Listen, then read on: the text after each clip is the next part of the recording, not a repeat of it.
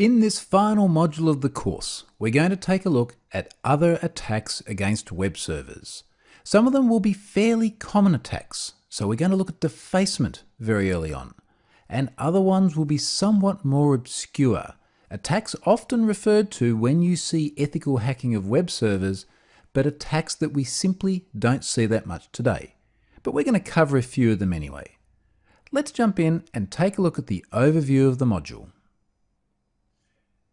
One thing that's probably very obvious anyway is that web security does go well beyond what we've seen so far.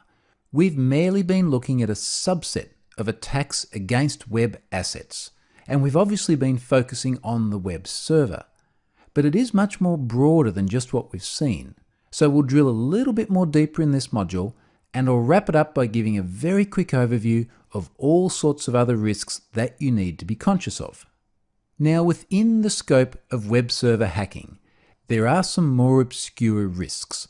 So we're going to look at things like HTTP response splitting and web cache poisoning. Not big risks in today's terms, but risks which do frequently pop up when you see references to web server hacking. So I do want to make sure that we cover them here. And finally, we're also going to touch briefly on automation for streamlining testing.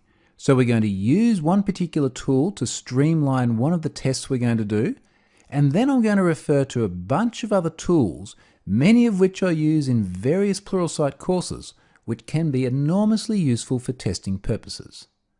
So that's what we're going to do. Let's jump into it and start talking about website defacement.